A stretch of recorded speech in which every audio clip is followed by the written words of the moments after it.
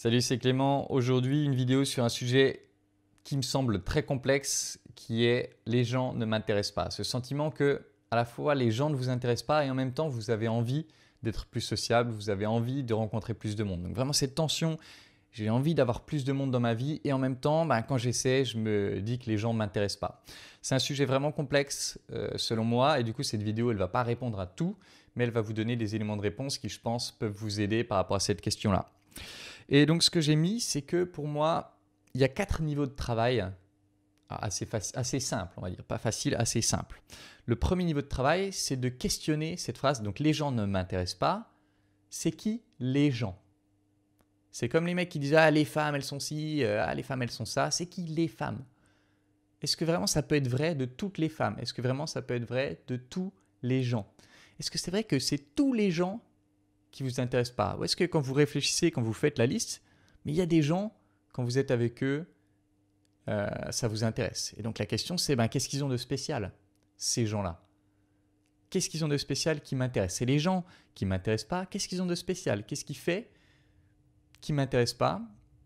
Et est-ce qu'il y a possibilité de changer des choses par rapport à ça? Donc, premier niveau de travail, questionnez vraiment en profondeur cette croyance de les gens ne m'intéressent pas. C'est qui les gens? Deuxième niveau de travail, curiosité authentique. Alors ça, c'est un classique si vous suivez ma chaîne.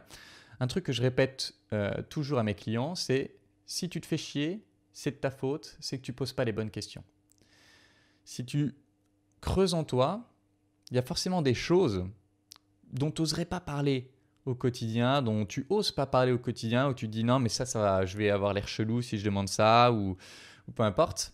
Comme je vous dis souvent, moi c'est beaucoup des questions autour de la mort, de la peur de la mort, des croyances autour de la mort. Ou même de l'expérience de vie des gens, enfin tout ce qui touche au bonheur, à la mort d'un côté, au bonheur de l'autre. Tout ça, c'est des questions qui vont m'intéresser et peut-être que ça peut paraître questions trop profondes à poser au départ, sauf que quand je les pose, forcément, je vais être plus impliqué dans la question et n'importe qui, la vision de n'importe qui m'intéresse par rapport à la mort et par rapport au bonheur. Et donc, quelle que soit la personne qui est en face de moi, si je pose des questions sur ce sujet et des bonnes questions sur ce sujet, c'est-à-dire des questions qui vont aider la personne à réfléchir à une réponse construite, forcément ça va m'intéresser.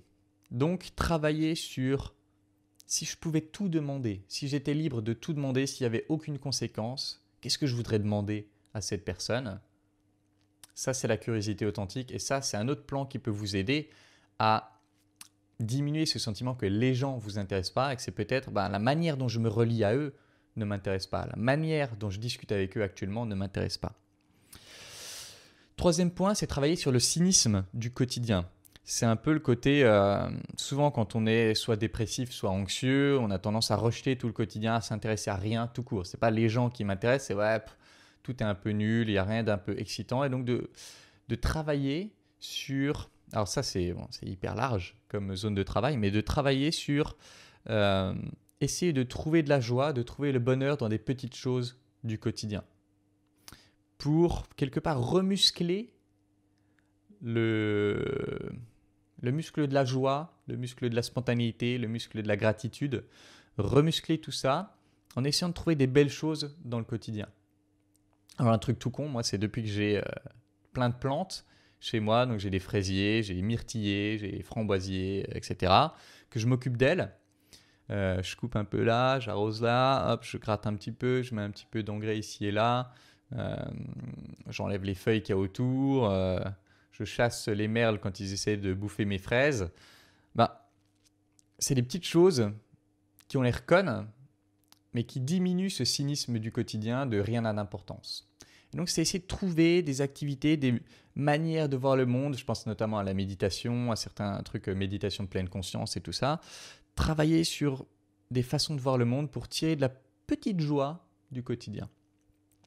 Quatrième niveau, c'est ce que j'appelle le malaise projeté vers l'extérieur. Alors là, c'est par rapport à un travail que j'ai fait avec un client récemment où, en gros, lui, il est plutôt quelqu'un d'assez profond, qui peut déconner, mais qui est plutôt profond à la base. Et quand il va être dans un groupe, il se sent comme obligé de tenter d'être le gars extraverti fun. En particulier quand il y a un gars comme ça dans le groupe. où il se dit ah ouais, mais si je suis pas extraverti fun, bah le gars là il va pas m'apprécier et puis même tout le monde, je vais les faire chier, etc. Et donc il va essayer de devenir comme l'autre. Il va essayer de devenir ce qu'il pense que le groupe attend de lui. Et forcément, ça va le faire se sentir mal parce que ce n'est pas qui il est. Et donc, comme ça va le faire se sentir mal, ça va le faire, au final, il va tenter de s'ouvrir, ça va être douloureux, donc il va se refermer et il va se retirer du groupe. Et comme il se retire du groupe, il n'arrive plus à se connecter à son intérêt authentique. Et puis, plus il se retire du groupe, plus il remarque qu'il se retire du groupe, plus il dit merde, je suis vraiment là à côté de la plaque, putain merde, j'y arrive vraiment pas, etc. Plus ça le renferme, etc. Plus il se sent mal. Et la solution facile, là, projection vers l'extérieur, c'est de dire ah mais je me sens mal parce que c'est eux, ils sont comme ci, comme ça. Ah mais c'est eux, ils sont pas assez profonds, c'est eux, ils sont pas assez intéressants. C'est une sorte de mécanisme de défense, on appelle ça projeter vers l'extérieur. Donc parce que je me sens mal, je projette sur les autres que c'est de leur faute si je me sens mal, entre guillemets. C'est parce qu'ils sont comme ça que moi je me sens mal.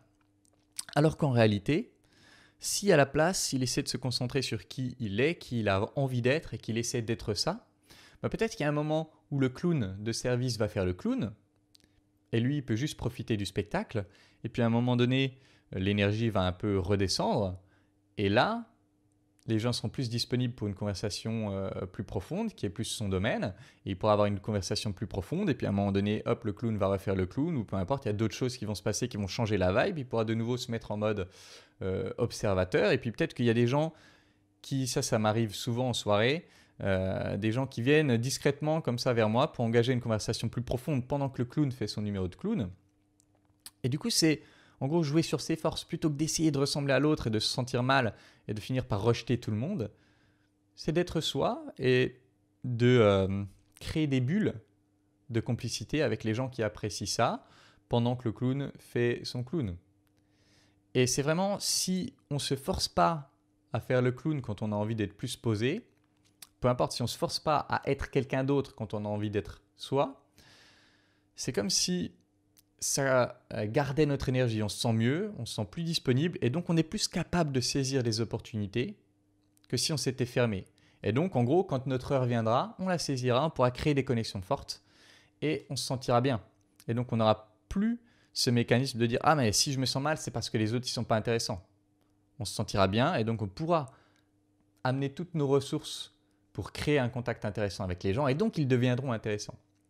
Voilà, c'est un peu plus complexe, mais c'est vraiment un truc qui, je pense, est très courant dans ce sentiment de les gens ne m'intéressent pas.